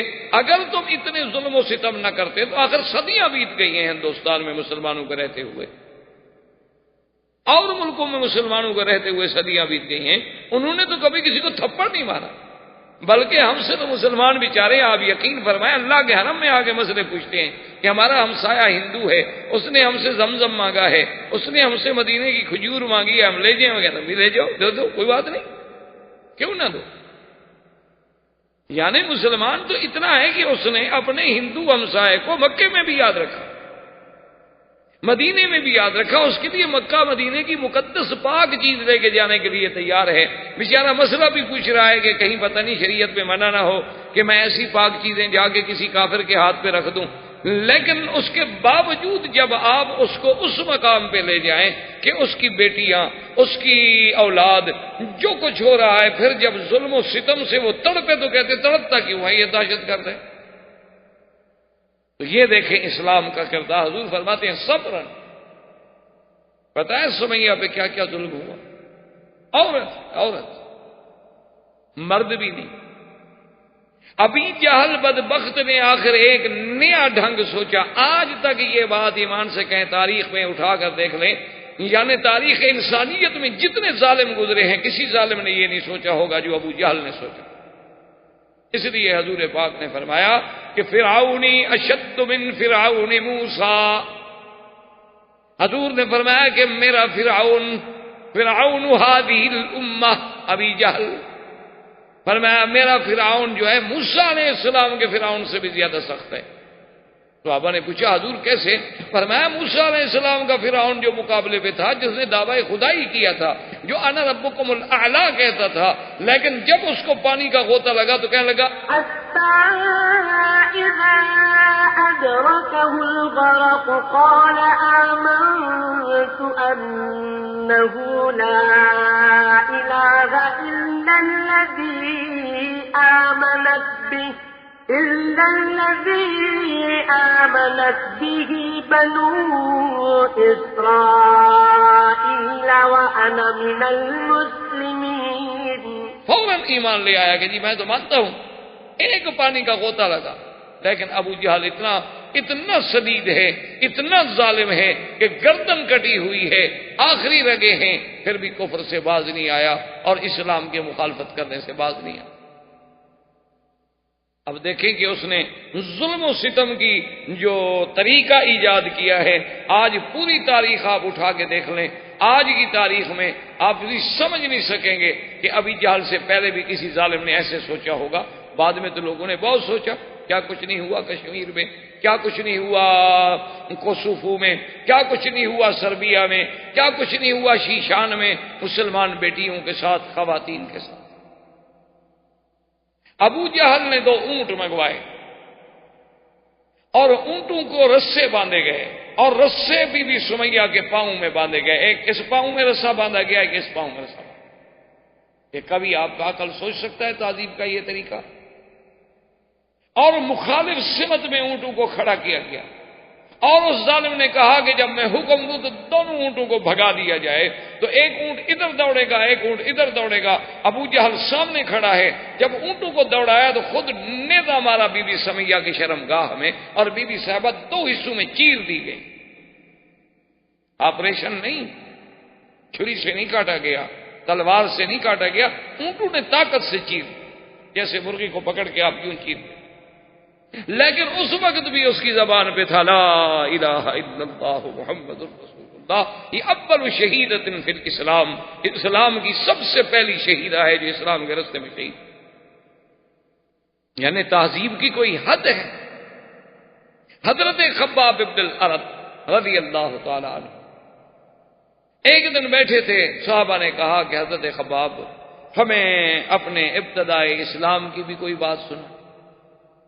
حضرت خباب بن الارت نے بتایا کیا کیا، آپ نے فرفع ثوبہ عن ظہرہ، آپ نے اپنی پشت سے کپڑا اٹھا لیا، کہا مجھ سے کیا پوچھتے ہو، میری پشت دیکھ لو، میری پشت پہ پوری ابتدائی اسلام کی تاریخ لکھی ہوئی ہے۔ صحابہ کہتے ہیں جب ہم نے آپ کی پشت کو دیکھا تو اس میں ایسے گڑے پڑ چکے، ایسے گڑے پڑ چکے تھے اوپر سے لے کر نیچے تک، ایسے جیسے گڑے ہوتے ہیں اور پورے اندر تک گڑے پڑے ہوئے اور سیاہ، حتیٰ کہ حضرت عمر جیسا آدمی، حضرت امیر المومنین عمر جیسے آدمی کہتے ہیں کہ مجھ سے صبر نہ ہو سکا، میں رو پڑا، اور واللہ ما رأیت، خدا کی قسم ایسی پشت کسی انسان کی میں نے نہیں دیکھی تھی۔ میں نے کہا خباب یہ کیا ہے؟ اس نے کہا اسلام کے لیے جب ہم اللہ کا نام لیتے تھے تو ظالم کفار جو تھے انہوں نے کیا کیا کہ انہوں نے انگارے بنائے، انگارے بنا کر، اور انگارے پتہ ہے کیسے بنائے گئے؟ یہ لکڑی کے انگارے نہیں، انہوں نے پتھر لے کے آگ میں رکھے، پتھروں کو آگ میں رکھا، اور پتھر جب آگ کی شدت سے سرخ ہو گئے، انگارہ بن گئے پتھر۔ جب انگارہ بن گئے تو میرے کپڑے اتار کے میری ٹانگوں سے پکڑ کر مجھے ان پتھروں پہ کھینچا، اور جب مجھے کھینچا جاتا تھا تو جہاں جہاں پتھر جلتا تھا جلا کے اندر گڑے پڑ جاتے تھے، اور اندر سے جو میری پیپ بہتی تھی اسی سے وہ انگارے بجھتے تھے، کوئی چھڑانے والا بھی نہیں ہوتا۔ اور ایک دن آبنا کے لال سرکار دو عالم رحمت دو جہاں سید محمد عربی فداہ ابی و امی صلی اللہ علیہ وسلم، آپ کعبہ شریف کے پاس بیٹھے ہیں کہ یہی خباب کو موقع ملا حضور کے قریب، ورنہ تو کعبے میں کون آ سکتا۔ قریب آنے کے بعد کہنے لگے الا تدعو لنا یا رسول اللہ، الا تستنصر لنا یا رسول اللہ، اللہ کے نبی آپ کچھ نہ کریں، اللہ سے تو دعا مانگے، ہمارے اللہ سے تو مدد مانگیں کہ اللہ پاک ہماری نصرت فرمائیں، ہم کب تک یہ عذاب تو برداشت نہیں کر سکتے ہیں۔ تو حضور نے فرمایا کہ خباب کیا کہہ رہے ہو، ہم سے پہلے ایسے لوگ گزرے ہیں کہ اللہ کے دین کے لیے جن کے سروں پہ آرا رکھا گیا، آرا رکھ کے چلایا گیا، جیسے لکڑی کو دو حصے کیا جاتا ہے، وہ دو ٹکڑے ہو گئے لیکن انہوں نے اف نہیں کی، تم ابھی سے گھبرا گئے ہو۔ آپ نے فرمایا خباب کیا کہہ رہے ہیں؟ ایک ایک دن میں 7 انبیاء کو قتل کیا گیا، ایک ایک دن میں اللہ کا نام لینے والے جو ہیں ان کے سروں پہ آرے رکھ کے چلا دیے گئے، ایک ایک دن میں انبیاء علیہ الصلوۃ والتسلیم کو پھانسیوں پہ لٹکایا گیا، اللہ کے نام لینے والوں کو نعوذ باللہ ثم نعوذ باللہ ثم نعوذ باللہ ایسا ہوتا تھا کہ ان کے چمڑے اتارے جاتے۔ آپ ذرا اپنے ہند کی تاریخ اٹھا کے پڑھیں کہ جنگ آزادی سے پہلے جب انگریزوں نے ظلم و تشدد کا بازار گرم کیا تھا تو ایک ایک دن میں 500 دین والوں کو پھانسی دی گئی، اور علماء عام مسلمان بھی نہیں، علماء کہ یہ چمڑا جو ہے جیسے جانور کا چمڑا اتارتے ہیں نا، یوں چمڑا اتارا جاتا تھا اور پھر ان پہ نمک چھڑکا جاتا۔ حضور نے فرمایا خباب صبر کریں، ایک وقت آئے گا جب میرا دین پوری دنیا پہ غالب ہو، اور فرمایا ایک وقت آئے گا کہ اگر ایک عورت مکے سے لے کر صنعا تک یعنی یمن کے شہر صنعا تک سفر کرے گی اس کو کسی چیز کا خوف نہیں ہوگا ما سوا اللہ کے۔ یعنی آپ اندازہ کریں سیرت پاک کا اور نبی صلی اللہ علیہ وسلم کی اس پیشین گوئی کا کہ اس عالم میں کہ تعظیم کا یہ عالم ہے، جب سارے صحابہ پر عذاب کے ظلم کے تمام حربیں آزمائے گئے تو کچھ صحابہ نے آ کر حضور سے عرض کیا کہ یا رسول اللہ ہمارے پاس اتنی قوت بھی نہیں، اور اگر تھوڑی بہت کوئی انسان کے پاس قوت ہے تو آپ کہتے ہیں صبر کریں، تو اس کا کوئی حل بتائیں۔ حضور نے فرمایا میں آپ کو اجازت دیتا ہوں کہ حبشے کی طرف چلے جائیں، میں نے سنا ہے حبشہ میں ایک ایسا بادشاہ ہے کہ جس کی شہنشاہی میں، جس کے ملک میں کسی پر ظلم نہیں ہوتا، وہ کسی کو ظلم نہیں کرتا، تو تم لوگ جو ہے حبشے کی طرف چلے جاؤ۔ تو سب سے پہلے حبشے کی طرف ہجرت کرنے والوں میں کون تھے؟ حضرت عثمان، حضرت عثمان ابن عفان۔ اور ان کی بیوی اس وقت کون تھی؟ بی بی رقیہ بنت الرسول صلی اللہ علیہ وسلم، حضور کی بیٹی حضرت عثمان۔ تو حضور نے فرمایا کہ اس دنیا میں، یعنی حضرت لوط علیہ السلام کے بعد، کہ ایک تو لوط علیہ السلام تھے نا جنہوں نے ہجرت کی، اور سیدنا ابراہیم علیہ السلام نے ہجرت کی، انی مہاجر الی ربی، جن نے اپنے والدین کا گھر چھوڑا، آذر کا گھر چھوڑا، اور لوط علیہ السلام آپ کے ساتھ تشریف لے آئے ہجرت میں۔ اس کے بعد فرمایا اللہ کے راستے میں اگر کوئی ہجرت کر رہا ہے تو عثمان۔ ابو حذیفہ، حضرت عثمان، تقریباً 13 صحابہ انہوں نے حبشے کی طرف ہجرت کی۔ اور بعض روایات میں یہ بھی آتا ہے کہ سیدنا ابی بکر صدیق رضی اللہ تعالیٰ عنہ نے بھی اذن مانگا کہ یا رسول اللہ مجھے بھی اجازت دے، مجھ سے یہ ظلم برداشت نہیں ہو سکتا، اور میں کتنے غلام آخر خریدوں اور کب تک خرید؟ تو آپ نے بھی اجازت دی، اور حضرت ابو بکر صدیق رضی اللہ تعالیٰ عنہ بھی حبشے کے لیے روانہ ہوئے۔ جب مکے سے نکلے تو راستے میں ایک جگہ تھی، وہاں پر احابیش، احابیش کہتے ہیں عام لوگ، یعنی ایک تو سردار ہیں نا جن کا اعلیٰ نسب ہوتا ہے، ایک عام لوگ ہوتے ہیں، وہ وہاں جمع تھے، اور ان کا سردار جو ہے وہ تھا ابن الدغنہ۔ اس نے دیکھا کہ سیدنا ابو بکر صدیق رضی اللہ تعالیٰ عنہ اونٹ ہیں اور سامان باندھے ہوئے جا رہے ہیں، وہ بھاگتا ہوا آیا، اس نے کہا یا ابا بکر اینا تريد، کہاں جا رہے؟ آپ نے فرمایا کہ انی اہاجر الحبشہ، میں حبشے کی طرف جا رہا ہوں، آپ دیکھ رہے ہیں کہ مکے میں کیا حال۔ اس نے کہا ابو بکر واللہ انک لتصل الرحم، خدا کی قسم ہے تم صلہ رحمی کرنے، خدا کی قسم ہے تم غلاموں کو آزاد کرنے والے، خدا کی قسم ہے تم بیواؤں کی خدمت کرنے والے ہو، یتیموں کے ہاتھ پہ سر پہ ہاتھ رکھنے والے ہو، میں تمہیں نہیں جانتا۔ ابو بکر نے کہا کیا کہہ رہے ابن الدغنہ، مکے والے ہمارا وجود برداشت نہیں کرتے۔ انہوں نے کہا کہ دیکھیں آپ میری جوار میں ہیں، آپ میری امان میں ہیں، میں دیکھتا ہوں مکے والے آپ کو کیسے چھیڑتے ہیں، آپ مہربانی کریں واپس جائیں، مکہ نہ چھوڑیں۔ حضرت صدیق واپس آ گئے۔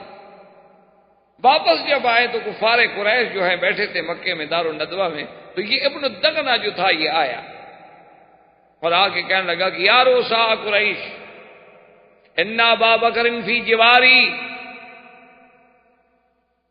کہ اے کفار قریش کے سرداروں، ابو بکر اب میری جوار میں ہے، میری امان میں ہے، میری پناہ میں ہے، خبردار اگر کسی نے ابو بکر کو ہاتھ لگایا تو میں اپنے پورے قبیلے کو لے کر تمہاری بوٹی بوٹی کر ڈالوں۔ قریش چپ ہو گئے، کہا کیا کریں، یہ تو ایسے ہی آپ ہی لوگ ہیں تو ہیں ہی ایسے، ان کا تو آگا پیچھے ہے کوئی نہیں، تو کل لڑ پڑیں گے۔ تو وہ چپ کر کے چلا گیا، اور حضرت ابو بکر کو جب پناہ ملی تو آپ نے آ کر کعبۃ اللہ کے قریب قرآن شریف پڑھنا شروع کیا۔ تو جب قرآن شریف پڑھنا شروع کیا تو یہ کفار قریش جو تھے یہ یہاں سے دوڑے اور سیدھے ابن الدغنہ کے پاس پہنچے۔ اس نے کہا دیکھو تم نے پناہ دی ہے، اس کو یہ تھوڑا ہے کہ وہ قرآن کھڑے ہو کے پڑھے اپنا کعبہ شریف کے پاس، وہ رہے سب کر کے رہے مکے میں۔ اصل تکلیف تو تب ہوتی ہے نا جب دین کی دعوت دی جائے، آدمی اگر دین کی بات نہ کرو تو تکلیف کا سوال ہی پیدا نہیں ہوتا۔ دیکھو نا جی، جو آدمی کہیں بھی دین کی بات نہ کریں، آپ بالکل آرام سے یعنی بڑے فراخ دل بن کے رہیں کہ جو ماحول ملا اس میں ڈل گئے، وہ ٹھیک ہے، کبھی مجال ہے آپ سے کسی نے جھگڑا کیا ہو۔ بات تب ہوتی ہے جب آدمی دین کی بات، اور بلکہ ہمارے ایک عالم تھے فوت ہو گئے، وہ کہا کرتے تھے مکی صاحب جس کی تقریر پہ سارے لوگ راضی ہو جائیں نا، سمجھو کہ وہ مولوی حق نہیں کہتا، سب لوگ خوش ہوں نا تو وہ حق نہیں کہتا، کیونکہ سب لوگ تو اللہ کے نبی پہ راضی نہیں ہو سکے تو مولوی صاحب پہ کیسے راضی ہو گئے؟ اللہ کے پیغمبر کو بھی کسی نے مانا، کسی نے نہیں مانا، کسی نے پھول برسائے تو کسی نے کانٹے بھی برسائے، کسی نے دعائیں دی تو کسی نے پتھر بھی تو مارے۔ انہوں نے کہا یہ کیسے ہو سکتا ہے کہ آدمی حق کی بات کہے اور لوگ سارے کے سارے راضی ہو جائیں اور قبول کر لیں اور برداشت کر لیں، یہ کبھی نہیں ہو سکتا، سمجھو کہ یہ حق نہیں کہتا۔ جیسے ہوتا ہے نا کہ ایک وہ آئے ایک مولوی صاحب کہنے لگے جی میں فلاں مسجد میں جمعہ پڑھاتا ہوں، 15 سال ہو گئے ماشاءاللہ، اور آج تک ہماری مسجد میں کوئی جھگڑا نہیں ہوا۔ انہوں نے کہا میں بھی خدا کی قسم کھا کے گواہی دیتا ہوں کہ 15 سال میں تم نے بھی کبھی حق کا کوئی مسئلہ بیان ہی نہیں، تم نے بھی بس لوگوں کو یہی سمجھایا ہوگا وضو کیا کرو، وضو کی یہ فضیلت ہے، نماز کی یہ فضیلت ہے، روزے کی یہ فضیلت ہے، اور مکہ شریف میں طواف کرو تو اتنا ثواب ہوتا ہے، عمرہ کرو تو اتنا ثواب۔ اس سے کون چڑھتا ہے وہ؟ اس سے کون چڑھتا؟ بات تو تب ہوگی نا جب آپ اس کو کہیں گے کہ تم باپ دادے کے غلط رسموں کو، بدعات کو چھوڑو، اب جھگڑا شروع ہو۔ کیوں چھوڑوں جی؟ آپ کہیں گے چھوڑو، وہ کہے گا کیوں چھوڑوں؟ میرا تو باپ کل خانی کرتا تھا، میرا باپ عرس شریف پہ جاتا تھا، ہمارے گھروں میں باقاعدہ 11ویں شریف کے دودھ تقسیم ہوتے تھے، یہ کب کا وہاں بھی آ گیا مکے سے؟ اب بات شروع ہوگی۔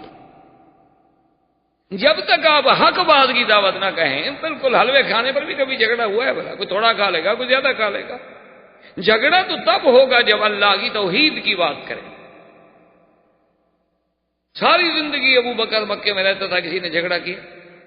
40 سال میرے مدنی نے مکے میں زندگی گزاری، کسی نے جھگڑا کیا؟ جھگڑا تو اسی وقت ہوا نا جب کہا لا الہ الا اللہ۔ اب جب سیدنا صدیق نے قرآن پڑھا تو کفار قریش کیسے برداشت کریں؟ بھاگتے ہوئے ابن دغنہ کے پاس گیا، انہوں نے کہا دیکھو تم نے پناہ دی ہے ابو بکر کو رہنے کے لیے، وہ مکے میں رہے، جو مرضی آئے، کھائے پیے، تجارت کرے، کاروبار کرے، لیکن وہ تو کھڑے ہو کے ہمارے خداؤں کو گالی دے رہا۔ اب جناب ابن دغنہ آیا، اس نے کہا ابو بکر دیکھو میں نے تمہاری پناہ تو دی ہے تمہیں، لیکن اس کا مطلب یہ تو نہیں کہ ان کے خداؤں کو گالی دو۔ اس نے کہا ابن دغنہ کیا بات کہہ رہے ہو؟ قرآن پڑھنا جو ہے ان کے خداؤں کو گالی دینا؟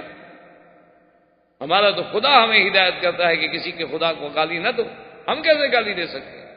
انہوں نے کہا یہ کیا کہتے ہیں؟ انہوں نے کہا تم بھی سن لو، میں قرآن پڑھتا ہوں۔ انہوں نے کہا نہیں اچھا قرآن پڑھتے ہو تو پھر میری بات جو ہے یہ نہیں مانیں گے۔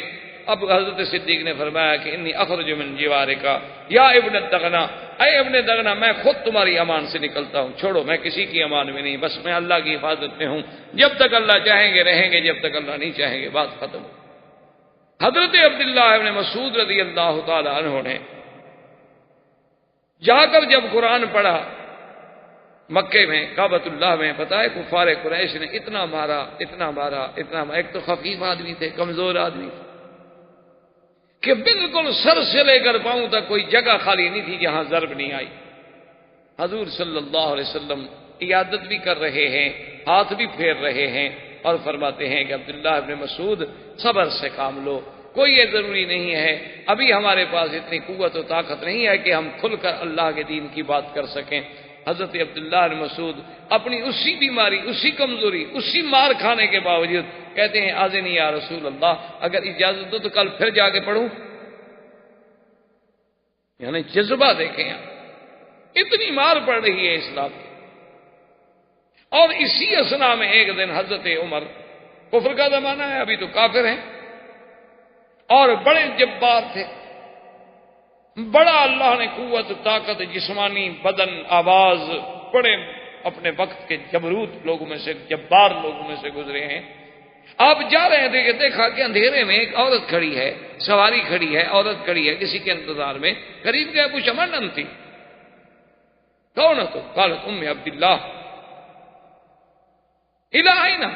اس وقت آدھی رات کو اس نے کہا عمر کیا بات ہے، جب تم مکے میں ظلم و ستم کے اتنے پہاڑ توڑ رہے ہو تو اب ہم لوگوں کو نکلنے تو دو نا، کم از کم تمہارا ضمیر تمہیں اتنا بھی اجازت نہیں دیتا کہ چلو ہم خدا کا نام لیتے ہیں، تم اپنے معبودان باطلا کا نام لیتے ہو، ہم پر ظلم و ستم کے پہاڑ تم لوگوں نے توڑ ڈالے ہیں، تو اب بھی ہماری نگرانی کر رہے ہو کہ ہم نکل کیوں رہے ہیں، چلو ہم چھوڑ کے مکہ جا رہے ہیں، اب تو اطمینان کے ساتھ رہو گھر میں، ہمیں جانے تو دو۔ اس مقام پر جب بات پہنچی عمر رضی اللہ تعالی عنہ اس وقت مسلمان نہیں تھے، لیکن چپ کر کے واپس آ گئے، دل کو بات لگی، کہنے لگے کہ بھئی یہ مسئلہ بہت مشکل ہو گیا ہے، انا انہی ہذہ القصہ، میں چاہتا ہوں کہ اب اس قصے کو ختم کر دوں، انا اقتل محمدا، میں محمد مصطفیٰ صلی اللہ علیہ وسلم کو قتل ہی کر دیتا ہوں، بات ہی ختم۔ یہ کیا مسئلہ ہے کہ روز روز لڑائی ہے، کوئی باہر جا رہا ہے، کوئی ہجرت کر رہا ہے، یہ کیا ہو سکتا ہے؟ یہ تو پھر بات ختم نہیں ہوگی۔ تو اس لیے ہم یہ کیوں نہ کر لیں کہ قصہ ہی ختم کر لیں، زیادہ سے زیادہ یہی ہو جائے گا نا کہ مجھے قتل کر دیا جائے گا بدلے میں، لیکن یہ بات تو ختم ہو جائے گی ہمیشہ کے لیے۔ تو حضرت عمر رضی اللہ تعالیٰ عنہ اس ارادے کو، اس جذبے کو پال کے چلے۔ آپ جا رہے ہیں کہ نعیم ابن عبداللہ راستے میں، انہوں نے کہا کہ عمر کیا بات ہے؟ بڑے غصے میں. انہوں نے کہا نہیں میں عبداللہ کیا پوچھتے ہیں، روز روز کا مسئلہ ہے. میں نے تو آج فیصلہ کر لیا ہے کہ یا اس سرزمین مکہ میں میں رہوں گا یا پھر محمد عربی رہے. اس نے کہا اچھا تم اگر محمد عربی صلی اللہ علیہ وسلم کو نعوذ باللہ قتل کر دو تو کیا خیال ہے تمہارا کہ بنو ہاشم اور بنو عبد المطلب یہ سب خاموش ہو جائیں گے، تم سے کوئی بدلہ نہیں لیں گے؟ اس نے کہا کہ زیادہ سے زیادہ بدلہ کیا لیں گے، مجھے قتل کر دیں گے بس. لیکن یہ مسئلہ تو ختم ہو جائے گا نا کہ رات دن جو ایک مسئلہ بن گیا ہے کہ باپ بیٹے سے جدا ہو رہا ہے، بیٹا باپ سے جدا ہو رہا ہے، بیوی خاوند سے جدا ہو رہی ہے، خاوند بیوی سے جدا ہو رہا ہے، لوگ مار کھا رہے ہیں، لوگ تڑپائے جا رہے ہیں لیکن پھر بھی نہیں چھوڑتے، اور لوگ اب مکہ چھوڑ کے جا رہے ہیں. اس لیے بہتر نہیں کہ اس قصے کو ختم کر دیا جائے. تو نہیں میں ابن عبداللہ تو مسلمان ہو چکے تھے لیکن عمر کو پتہ نہیں تھا. وہ فرماتے ہیں کہ جب مجھے یقین ہو گیا کہ عمر کی نیت بڑی خراب ہے اور یہ اپنے عزم پہ اب اتنا پکا ہو چکا ہے کہ اب اس کو کوئی چیز، کوئی مشورہ، کوئی بات قائل نہیں کر سکتی، تو انہوں نے کہا کہ میں نے سوچا کہ چلو اس کو اللہ کے نبی سے پھیر کے کسی اور راستے پہ ڈال دوں. میں نے کہا عمر کیا باتیں کرتے ہو، بڑے جبار بنے پھرتے ہو، تم اللہ کے نبی کو قتل کرنا چاہتے ہو، تیرے گھر میں تو تیری بہن فاطمہ خود مسلمان ہو چکی ہیں، تو خام خواہ کے لیے تم اللہ کے نبی پر مقابلہ. فاطمہ سبات، اچھا میری بہن؟ اس نے کہا ہاں تمہاری بہن مسلمان ہو چکی ہے. اس کا نام فاطمہ بنت الخطاب تھا. تو زندگی باقی، بات باقی، واللہ تعالی عالم. برادران اسلام، محترم بھائیوں، عزیز نوجوانوں، سیرت نبی پاک صلی اللہ علیہ وسلم کے ضمن میں دروس سابقہ میں آپ نے کچھ باتیں سنی ہیں، اور اس سلسلہ وار سیرت کے دروس میں سے ہم درس کے اس مقام پہ پہنچے تھے یا سیرت طیبہ کے اس حصے میں پہنچے تھے کہ جب ابی طالب نے روسائے کفار قریش کے کہنے پر حضور صلی اللہ علیہ وسلم کو عرض کیا کہ محمد عربی صلی اللہ علیہ وسلم آپ کی قوم ہے، آپ کی قرابت دار ہیں، وہ چاہتے ہیں کہ آپ کچھ اپنے معاملے میں نرمی فرمائیں، تو حضور نے صاف انکار کیا. آپ نے فرمایا کہ اے عام میں یہ ایسا معاملہ نہیں ہے کہ جو میری ذات تک تعلق رکھتا ہو اور اس میں میں کچھ آگے پیچھے کر سکتا ہوں. میں تو اللہ کا بھیجا ہوا پیغمبر ہوں، اللہ کا بھیجا ہوا نبی ہوں، اللہ کا رسول ہوں، اور اللہ کے حکم پہ پابند ہوں. جو مجھے حکم ملتی ہے میں اس کی تعمیل کرتا ہوں، تو مجھ سے اس قسم کے مطالبے کرنے کی تو کوئی بات ہی نہیں. اب جب کفار ہر قسم کے یعنی اپنے سورس استعمال کرنے کے بعد دھونس، طاقت، دولت، لالچ، جب سب میں ناکام ہو گئے تو انہوں نے تعذیب المسلمین یعنی مسلمانوں کو عذاب دینے کا پروگرام بنایا. انہوں نے کہا کہ اب اور کوئی حل نہیں، اب ایک حل ہے کہ ہم مسلمانوں پر اتنے ستم توڑیں کہ یہ لوگ جو ہیں خود بخود حضور صلی اللہ علیہ وسلم سے ہٹ جائیں اور ہٹ جائیں اور ڈر جائیں. جب یہ لوگ سب ہٹ جائیں گے، حضور کے ساتھ کوئی نہیں بچے گا، تو اس کے بعد صاف بات ہے کہ معاملہ جو ہے خود بخود ختم ہو جائے. تو اس تعذیب کے سلسلے میں بھی میں نے کچھ عرض کیا تھا کہ سیدنا بلال رضی اللہ تعالی عنہ پر ظلم و تشدد کے پہاڑ توڑے گئے. اسی طرح بی سمیہ کو حتیٰ کہ شہید کر دیا گیا، اور یاسر اور عمار کو اتنی تعذیب کی گئی کہ حضور جب بھی گزرتے تو آپ ان کو تسلی دیتے اور فرماتے کہ صبرن یا آل یاسر. بی زریرہ کو اتنی مارا گیا کہ وہ اندھی ہو گئیں. بی نہدیہ پہ ظلم و ستم کے پہاڑ توڑے گئے. خباب بن الارت کو انگاروں پہ لٹایا گیا، حتیٰ کہ آپ کی پشت میں گڑے پڑ گئے تھے کہ انگارے اندر گھس جاتے. ان حالات میں حضور صلی اللہ علیہ وسلم نے صحابہ کو اجازت دی اور فرمایا کہ تم حبشہ کی طرف ہجرت کر جاؤ، کہ میں نے سنا ہے کہ حبشہ کا جو بادشاہ ہے وہ بڑا عادل ہے، منصف ہے، اس کے دور میں کسی پہ ظلم نہیں ہوتا۔ تو 12 صحابہ نے ہجرت کی، جن میں سیدنا عثمان رضی اللہ تعالی عنہ اور ان کی زوجہ محترمہ رقیہ بنت رسول اللہ صلی اللہ علیہ وسلم بھی تھیں، اور حضور نے فرمایا کہ عثمان، اللہ کے نبی لوط و ابراہیم علیہ السلام کے بعد نبوت کے گھرانے میں سے تم پہلے شخص ہو جو ہجرت کر رہے ہو، اور اللہ کے نبی کی بیٹی بھی تمہارے ساتھ، حضرت حذیفہ، یہ سب ہجرت۔ ام عبداللہ جو تھیں، بات یہاں تک پہنچی تھی کہ ام عبداللہ جو تھیں وہ بھی ہجرت کے لیے نکلیں، تو راستے میں حضرت عمر سے ٹکرانا ہو گیا۔ حضرت عمر رضی اللہ تعالیٰ نے دیکھ دیا کہ ام عبداللہ جو ہیں وہ سامان باندھے ہوئے اور تیار ہوئے کھڑی ہیں، تو حضرت عمر کو جب دیکھا تو گھبرا گئی۔ صاف بات ہے کہ حضرت عمر کا کفر کا زمانہ تھا اور بہت بڑے جبار تھے، اور یہ بھی ان لوگوں میں تھے جو مسلمانوں کو عذاب دیا کرتے تھے۔ تو ام عبداللہ بیچاری بہت گھبرائیں۔ حضرت عمر جب قریب آئے تو انہوں نے کہا کہ ام عبداللہ الا این تم الا ماذا تریدین، کیا چاہتی ہو، کہاں الا این، کدھر جا رہی ہو؟ تو اس نے کہا، اس کو بھی اب پھر بیوی ام عبداللہ جو تھی وہ بھی پھر غصے میں آ گئیں۔ انہوں نے کہا، عمر اگر آپ لوگ ہمیں مکے میں نہیں جینے دیتے تو ہمیں مکہ چھوڑ کے جانے تو دو کم سے، آخر یہ کون سی انسانیت ہے کہ آپ لوگوں کو ہمارا دین قبول نہیں، آپ لوگوں کو ہمارا طریقہ پسند نہیں، ٹھیک ہے ہم مکہ چھوڑ کے جا رہے ہیں تو پھر ہمیں کیوں روکتے ہو؟ تو یہ کون سا طریقہ ہے انسانیت کا کہ اب ہمیں اس پہ بھی مجبور کرتے ہو کہ ہم مار کھانے کے لیے ضرور مکے میں رہیں؟ بھئی اگر ہم مکہ چھوڑ رہے تو آپ کو کیا تکلیف؟ اچھا اگر ہم برے ہیں تو آپ کے ملک سے چلے گئے، اگر آپ ہماری دعوت سے پریشان ہیں تو ہماری دعوت خود بخود ختم ہو گئی، ہم نے آپ کا ملک، آپ کا شہر، آپ کا علاقہ چھوڑ دیا۔ تو حضرت عمر کو بھی کچھ بات سمجھ آ گئی، تو انہوں نے کہا کہ ہاں اچھا ٹھیک ہے، تم نے جانا ہے تو جاؤ، میں تمہارا راستہ نہیں روکوں۔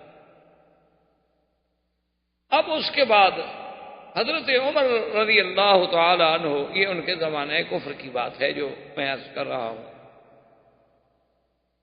ایک دن اپنے گھر میں آ کے بیٹھے اور بڑے متفکر ہو کے بیٹھے، اور انہوں نے کہا کہ بھائی اب یہ روز روز کا جھگڑا جو ہے وہ قابل برداشت نہیں رہا کہ کبھی ہم عذاب دیں، کبھی لوگوں کو ماریں، کبھی لوگوں کو ستائیں، کبھی ہم انہیں انگاروں پہ لٹائیں، کبھی ہم انہیں گرم تپتی ہوئی ریت پہ سلائیں، آخر یہ کیا بات ہوئی؟ تو ہمارا جھگڑا تو پھر محمد رسول اللہ صلی اللہ علیہ وسلم سے ہے، تو کیوں نہ آپ سے فیصلہ کر لیا جائے اور آپ کو ہی نعوذ باللہ قتل کر دیا جائے تاکہ بات ختم ہو جائے۔ تو عمر رضی اللہ تعالی عنہ زمانے کفر میں ہیں، اور بالکل فیصلہ کر کے کہ بس میں نے آج فیصلہ کر لیا ہے کہ سرزمین مکہ پہ اب یا عمر چلے گا یا محمد رسول اللہ صلی اللہ علیہ وسلم۔ انہوں نے بڑی تیاری کی، تلوار، اس زمانے میں جو اسباب تھے جنگ کے، تیر، تفنگ، زرہ، ڈھال، تلوار، سب سامان لے کے غصے میں بھرے ہوئے، اور کہنے لگے کہ چلو زیادہ سے زیادہ اگر بنو ہاشم نے مقابلہ بھی کیا تو مجھے قتل کر دیں، بس زیادہ سے زیادہ یہی ہوگا نا کہ اگر انہوں نے حضور صلی اللہ علیہ وسلم کا اور محمد الرسول اللہ صلی اللہ علیہ وسلم کا بدلہ بھی دیا تو کیا ہو، زیادہ سے زیادہ مجھے قتل کر دیں گے، چلو میں ایک بندہ مر جاؤں گا لیکن یہ روز کا جو مسئلہ ہے یہ تو ختم ہو جائے۔ وہ اسی جوش و غضب میں نکلے، اور راستے میں نعیم ابن عبداللہ جو اسلام لا چکے تھے لیکن اب یہ انہوں نے کھل کے ظاہر نہیں کیا کیونکہ کوئی ڈر کے مارے اسلام کو ظاہر نہیں کیا۔ نعیم ابن عبداللہ کہتے ہیں کہ میں نے حضرت عمر کو ایسے انداز میں چلتا ہوا اور اس طرح غصے میں بھرا ہوا پہلے کبھی نہیں دیکھا تھا، مجھے شک ہوا کہ اس کی نیت کوئی اچھی نہیں لگتی۔ میں قریب آیا اور میں نے روکا عمر کو، اور میں نے کہا کہ عمر تم کیا چاہتے ہو، اور خیر ہے یہ کون سا وقت ہے بھائی آدمی بالکل مسلح ہو کے گھر سے نکل رہا ہے، کوئی لڑائی تو ہو نہیں رہی۔ تو عمر ٹھہر گیا، انہوں نے کہا دیکھو نعیم ابن عبداللہ، جب سے اللہ کے نبی نے اعلان نبوت کیا ہے اس دن سے پورے مکے میں جھگڑے ہو گئے، باپ بیٹے سے الگ ہو رہا ہے، بیوی خاوند سے الگ ہو رہی ہے، بیٹی ماں سے الگ ہو رہی ہے، لڑائی ہے، تفرقہ ہے، اور یہ مجھ سے برداشت نہیں ہوتا. آج میں نے فیصلہ کیا ہے کہ انی اقتل محمدن صلی اللہ علیہ وسلم کہ میں محمد مصطفیٰ کو قتل. نعیم ابن عبداللہ کہتے ہیں کہ میں نے سمجھ لیا تھا کہ میرے روکنے سے عمر تو کوئی نہیں روک سکتا ہے، تو میں نے اس کو ایک طریقے سے روکنا چاہا. میں نے کہا یا عمر تم کیا سوچتے کہ بنو ہاشم تمہیں چھوڑ دیں گے؟ تم اگر محمد رسول اللہ صلی اللہ علیہ وسلم قتل کر دو گے تو تمہارا کیا خیال ہے کہ بنی عبد المطلب ہیں، بنو ہاشم ہیں، بنو ابی طالب ہیں، یہ سب تمہیں چھوڑ دیں گے؟ آخر وہ بھی تو قبیلہ ہے، چاہے حضور کے دین پہ نہ بھی ہو، لیکن ان کو برادری کا، رشتہ داری کا، قومیت کی اور یہ عصبیت جو ہے وہ تو ان میں بھی موجود ہے. تو کیا تمہیں وہ چھوڑ دیں گے اور تم پردے سے رہو گے مکے میں؟ عمر نے کہا کہ نہیں میں ابن عبداللہ میں نے یہ سب سوچا، میں یہ تمام چیزوں پہ غور کر کے نکلا ہوں کہ میں نے کام کرنا ہے، اللہ کے نبی کو قتل کرنا ہے، اور اس کے بعد جو ہے زیادہ سے زیادہ اگر بنو ہاشم نے مقابلہ کیا تو میں قتل ہو جاؤں گا. ایک آدمی بہرحال 3-4 خاندانوں سے تو نہیں لڑ سکتا، تو میں قتل ہو جاؤں گا. چلو ایک آدمی قتل ہو جائے گا، بات تو ختم ہو جائے گی. یعنی آپ دیکھیں کہ باطل اپنے باطل پہ کتنی جمع ہوتا ہے کہ وہ اللہ کے انبیاء کے مقابلے پر بھی آئے، اللہ کے نبیوں کے مقابلے، کیونکہ خدا کی قدرت ہے کہ جو آدمی بھی جس غلط راستے میں بھی ہے وَلِلنَّاسِ فِيمَا يَشْكُونَ مَذَاهِبُ، ہر آدمی اپنے طریقے کو سچا سمجھتا ہے اور دوسرے کو نعوذ باللہ گمراہ سمجھتا ہے. یعنی آپ دیکھیں کہ فرعون نے جب کہا کہ انا ربکم الاعلی، اتنا بڑا دعویٰ کہ میں خدا ہوں.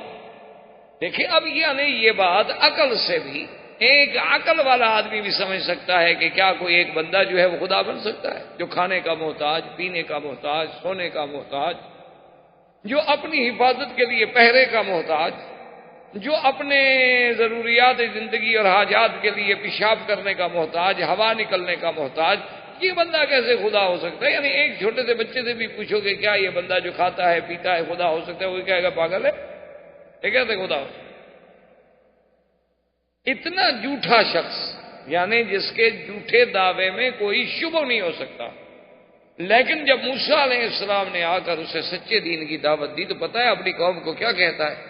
انی اخاف ان یبدل دینکم او ان یظہر فی الارض الفساد.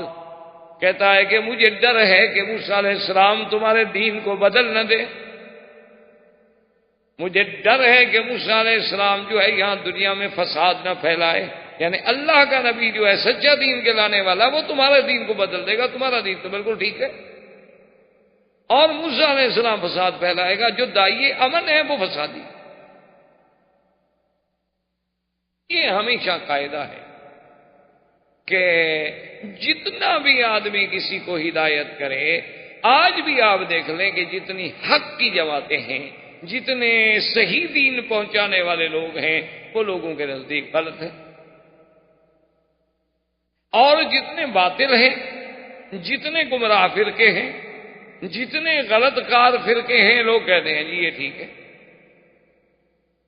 اسی لیے حضور صلی اللہ علیہ وسلم کی ایک حدیث ہے کہ بدأ الاسلام غریبا وسيعود غریبا کما بدأ فطوبى للغرباء. تو غریب سے مراد یہ نہیں ہوتا جس کے پاس پیسے نہ ہوں.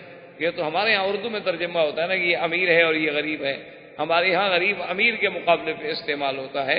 یہاں غریب عربی میں کہتے ہیں اجنبی، ایک اوپرا آدمی جسے کوئی نہ پہچان.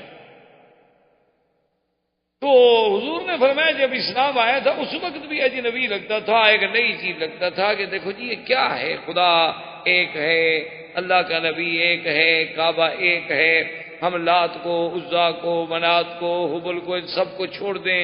یہ ہمارے جتنے گرو ہیں، پنڈت ہیں، ہمارے بڑے بڑے کاہن ہیں، راہب ہیں، ان سب کو ہم چھوڑ دیں اور صرف ایک نبی کی بات مانیں. یہ کیا عجیب بات ہے بھائی. اس وقت بھی اسلام یعنی اجنبی لگتا تھا، ایک نئی بات لوگوں کو لگتی تھی. بدأ الاسلام غریباً، اور فرمایا ایک وقت آئے گا میری امت پہ کہ اسلام مسلمان اربوں کی تعداد میں ہوں گے، لیکن اسلام پھر بھی غریب بن جائے گا، پھر بھی اجنبی نظر آئے. اور آج دیکھ لیں آپ کہ عین اسی زمانے میں ہم گزر رہے ہیں کہ اگر آج آپ کے سامنے ایک آدمی نے ایمان سے کہیں پنڈلیوں تک چادر پہنی ہوئی ہو، باندھی ہوئی ہو، لمبا کرتا ہو، اس کے ہاتھ میں مسواک ہو، سر پہ اس نے پگڑی باندھی ہوئی ہو، اتنی لمبی داڑھی ہو، تو گھر سے بچے نکل کے بھی تاڑیاں پیٹیں گے کہ یہ کیا کارٹون ہے، کہیں گے پتہ نہیں یہ کس سیارے کی مخلوق ہے جو نیچے آ گئی۔ اور اگر اس کے مقابلے پہ اس نے باقاعدہ 3 پیس سوٹ پہنا ہوا ہو، ٹائی لگی ہوئی ہو، بو ہو، اور جناب پھر جوتے پر بھی اسی قسم کی بو لگی ہو، ہاتھ میں سٹک ہو اور بائیں ہاتھ سے کھاتا ہو، بات بھی کافروں کی زبان میں کرتا ہو، سب کہیں بہت پڑھا لکھا آدمی ہے، انگریزی تو اتنی اچھی ہے نا کہ ایسی انگریزی تو ہم نے سنی نہیں، بہت پڑھا لکھا، بڑی اچھی انگریزی بولتا۔ یعنی آج کسی کے علم کی پہچان انگریزی زبان سے کی ہے۔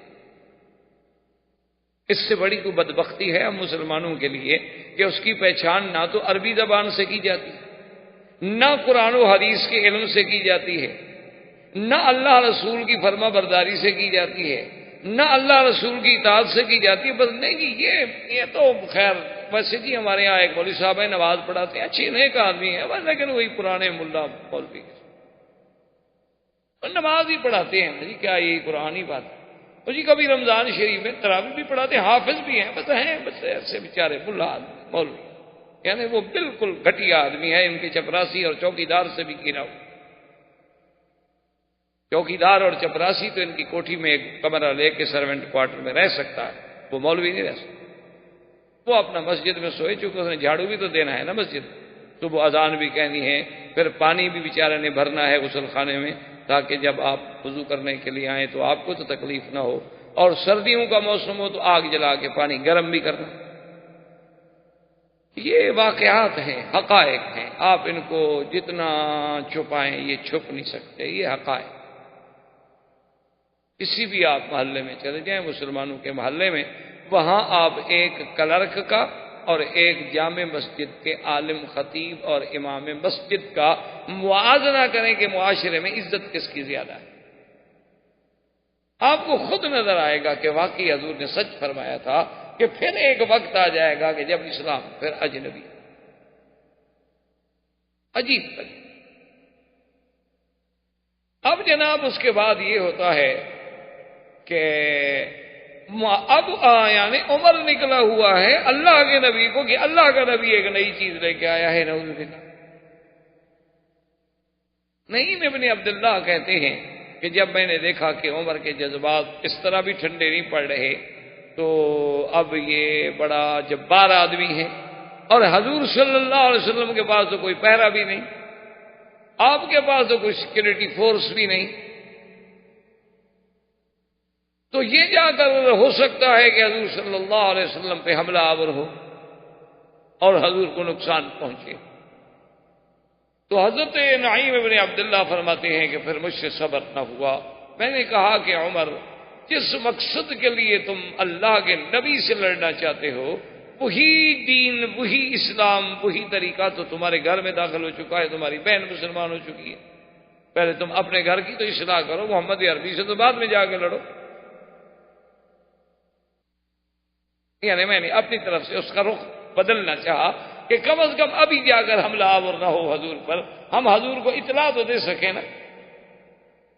تو عمر جوش میں آ گیا، کہتا ہے کیا کہہ رہے ہو، میری بہن، عمر کی بہن، یہ کیسے ہو سکتا ہے کہ خطاب کی بیٹی جو ہے وہ مسلمان ہو جائے؟ انہا صبا، وہ بھی صحابیہ بن گئی۔ انہوں نے کہا بھی تم جا کے تحقیق کر لو۔ تو اب عمر رضی اللہ تعالی عنہ بجائے حضور صلی اللہ علیہ وسلم کے پاس دار ارقم کی طرف جانے کے اپنے گھر کی طرف لوٹے، اور خدا کی شان دیکھیں کہ جب وہ اپنے گھر کی طرف آئے تو اس وقت حضرت عمر کی بہن جن کا نام فاطمہ اور ان کے شوہر جو تھے ان کا نام سعید بن زید تھا، وہ بھی مسلمان، اور وہی صحابی جن کا میں نے پہلے عرض کیا تھا پچھلے درس میں بھی، حضرت خباب بن الارت رضی اللہ تعالیٰ عنہ، یہ آتے تھے قرآن پڑھانے کے لیے، اور کاغذوں پہ کچھ 2-4 صورتیں لکھی ہوتی تھیں، وہ آپ کو آہستہ آہستہ پڑھاتے تھے تاکہ حضرت عمر کے بہنوئی بھی اور بہن جو ہے وہ قرآن پڑھ لے۔ اور یہ اپنے گھر میں بیٹھے ہوئے قرآن کی مشق کر رہے ہیں، اور عمر غصے میں آ کے دروازے پہ جب قریب آیا، اس زمانے میں بڑے بڑے محلات تو تھے نہیں کہ بہت دور رکاوٹیں ہوں اور آدمی کھڑا ہو جائے، آدمی سیدھا دروازے تک آ جاتا۔ اندر سے دیکھا کہ آواز آ رہی، طٰہٰ مَا أَنزَلْنَا عَلَيْكَ الْقُرْآنَ لِتَشْقَىٰ۔ سمجھ نہیں آیا کہ کیا ہے، آواز آ رہی۔ عمر رضی اللہ تعالیٰ نے غصے میں دروازہ کھٹکھٹایا۔ دروازہ جب کھٹکھٹایا تو سعید ابن زید نے خباب ابن الارت سے کہا کہ جلدی سے تم فلاں جگہ چھپ جاؤ، کیونکہ آپ جانتے ہیں عمر بڑا جبار ہے، اس کا اس ٹائم میں ہمارے گھر میں آنے کا کوئی سوال ہی پیدا نہیں ہوتا۔ اس وقت میں تو کبھی نہیں آیا بہن کے گھر۔ خیر دروازہ کھولا تو دیکھا کہ وہ تو بکھرا ہوا شیر بنا ہوا ہے۔ اس نے کہا کہ فاطمہ کیا پڑھ رہی تھی؟ اور مجھے پتہ لگا ہے کہ تم اسلام لا چکی ہو، تم نے بھی دین نبی محمد مصطفیٰ صلی اللہ علیہ وسلم قبول کر لیا ہے۔ بی بی فاطمہ نے پہلے تو ٹالنے کی کوشش کی، اس نے کہا کہ عمر نہیں ایسی بات نہیں، ہم آپس میں بات کر رہے تھے بس تمہیں۔ اس نے کہا کہ نہیں میں نے سنا ہے تم لوگ کچھ پڑھ رہے، اور غصے میں آ کے بی بی کو مارا، اپنی بہن کو مارنا۔ اور اس کے بعد سعید ابن زید بہنوئی آگے چھڑانے کے لیے آئے تو انہیں مارا۔ اب عمر کے سامنے کون ٹھہرے؟ آخر وہ اتنا بڑا طاقتور آدمی، اتنا بڑا جبار آدمی، قہار آدمی اور بڑا جنگجو آدمی، ایک عورت کیسے مقابلہ کر سکتی ہے؟ اب بی بی فاطمہ اپنے شوہر کو بچاتی ہے، شوہر اپنے بیوی کو بچاتا ہے، عمر دونوں کو مار رہے ہیں۔ اس کے بعد بیوی کا خون کھول اٹھا۔ اس نے کہا کہ یا عمر کیا کر رہے ہو؟ تمہیں شرم نہیں آتی عورت پہ ہاتھ اٹھاتے ہو؟ کیا تم کر رہے ہو؟ یہی تمہارا مذہب ہے؟ ایک میں تمہاری بہن نہ صحیح ایک عورت تو ہوں، اپنی بہادری اور تمہیں دکھلاتے ہو۔ اور سن لو، اگر تمہاری رگوں میں خطاب کا خون ہے تو فاطمہ کی رگوں میں بھی خطاب کا خون ہے۔ میں کٹ سکتی ہوں لیکن اب دین محمد مصطفیٰ نہیں چھوڑ۔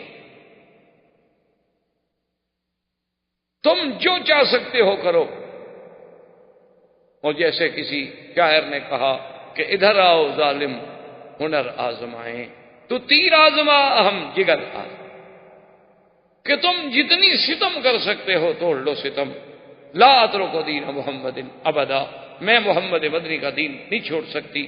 اور تمہارے پاس جتنی قوت ہے، طاقت ہے، زور ہے، آزما ڈالو اپنا زور، دیکھو کہ آج پھر خطاب کی بیٹی مقابلہ کرتی ہے کہ نہیں۔ اب عمر کا دماغ میں آیا کہ آخر کیا بات ہے، اتنی مار کھانے کے بعد میں اس کا بھائی ہوں، آخر کوئی وجہ ہے۔ تو عمر بیٹھ گئے۔ اس نے کہا اچھا فاطمہ ایک بات تو سن۔ تو فاطمہ نے پوچھا کیا بات ہے؟ اس نے کہا اچھا تم جو کچھ پڑھی تھی مجھے بھی سناؤ، میں بھی سننا چاہتا ہوں، اور مجھے بھی دکھاؤ لکھا ہوا وہ کیا ہے، میں بھی تو پڑھوں نا، آخر میں پڑھا ہوا آدمی۔ حضرت عمر بھی ان لوگوں میں تھے جو پڑھے ہوئے تھے، یعنی مکے کے وہ چند لوگ جو لکھنا پڑھنا جانتے تھے، حضرت عمر ان لوگ۔ بی بی فاطمہ اخت عمر سیدنا عمر کی بہن نے کہا، اس نے کہا عمر ایسے نہیں ہو سکتا، ہم تمہیں لکھا ہوا مصحف نہیں دے سکتے، کیونکہ ہمارے نبی کا فرمان ہے کہ یہ اللہ کی کتاب ہے اور یہ اللہ کا کلام ہے، اس سے کوئی پلید نہیں چھو سکتا۔ اور ہمیں کیا پتہ ہے، تم تو کافر آدمی ہو، تمہیں تو پتہ ہی نہیں کہ وضو کیا ہوتا، تمہیں تو پتہ ہی نہیں کہ طہارت کیا ہوتی ہے، تمہیں تو پتہ ہی نہیں کہ حدث اصغر حدث اکبر کیا چیز ہوتی ہے۔ ہاں البتہ ایک شرط ہے کہ تم غسل کر لو، نہا لو، چلو اپنے عقل کے مطابق ہی نہ، اس کے بعد پھر جو ہے ہم آپ کو قرآن دیں گے یا آپ کو قرآن سنائیں گے۔ اور خباب ابن الارت بھی باہر آ گئے، سعید ابن زید بھی بیٹھ گئے، وہ حضرت عمر نے بھی غسل کر لیا۔ اور خدا کی شان ہے، یعنی ادھر اندازہ فرمائیں کہ ایک طرف یہ عالم ہے اور دوسری طرف صبر کا یہ عالم ہے کہ حدیثوں میں موجود ہے کہ اللہ کے نبی کعبۃ اللہ میں بیٹھے ہیں، خدا کے گھر میں بیٹھے ہیں اور کہتے ہیں اللہم اعز الاسلام، میرا اللہ میرے دین کو اسلام کو عزت دینی ہے تو دو آدمیوں سے ایک کو مسلمان کر دے، یا عمر کو مسلمان کر یا عامر ابن ہشام ابی جہل کو مسلمان کر دے، کیونکہ میرے ساتھ تو سب فقراء ہیں، ضعفاء ہیں، غریب ہیں، وہ ان کی مقابلت نہیں کر سکتے، کچھ بڑے لوگ آئیں گے تو کچھ دین کی بات۔ اور علماء نے، مفسرین نے، مورخین نے لکھا ہے کہ یہ بھی اللہ کی شان ہے کہ جب اللہ کے نبی آئے یا حضور کے بعد علماء آئے، داعی حق آئے، تو سب سے پہلے ساتھ دینے والے ہمیشہ غریب تھے۔ بڑے آدمیوں نے کبھی ساتھ نہیں دیا، الا قلیل، بہت چند خوش نصیب، بہت تھوڑے لوگ، بہت کم لوگوں نے، بہت تھوڑے لوگوں نے ایسا ساتھ۔ ہر دور میں یہ ہوتا آیا ہے، آج بھی دیکھو، آج آپ مسجدوں کی حاضری جا کے کسی بھی مسجد میں آپ ہندوستان میں جائیں، پاکستان میں، بنگلہ دیش میں، کسی بھی ملک میں آپ چلے جائیں اور مسجد میں جا کے کھڑے ہو جائیں اور نظر دوڑائیں کہ کتنے امیر آئے ہیں مسجد میں اور کتنے غریب ہیں، آپ کو فیصلہ خود بخود سامنے آ جائے۔ یعنی آپ اگر محلے پہ نظر دوڑا لیں، اگر جس محلے میں آپ رہتے ہیں اس محلے کو تو بندہ جانتا ہے، کیونکہ بچپن میں وہی رہا، کھیلا کودا، بچپن انسان کا اس کی گلیوں میں گزرا، آدمی محلے کو اچھی طرح جانتا ہے۔ محلے میں آپ نظر دوڑا لیں کہ کتنے لوگ ہیں محلے میں جو مسجدیں میں جاتے ہیں اور کتنے لوگ ہیں جو نہیں جاتے، ان میں امیر کتنے؟ امیر آدمی جو ہے نا جی، غنی آدمی، ان کی مقدر میں ہدایت بہت کم۔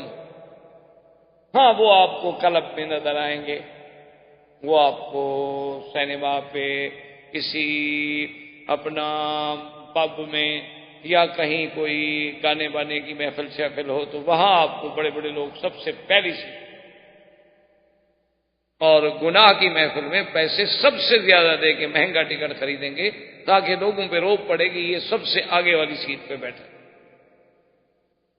تو اب جناب یہ عالم تھا کہ حضرت خباب ابن الارت بھی بیچارے ایک عام آدمی تھے، تو جب جناب انہوں نے کہا کہ غسل کر دیا، قرآن سامنے رکھا اور قرآن پڑھا کہ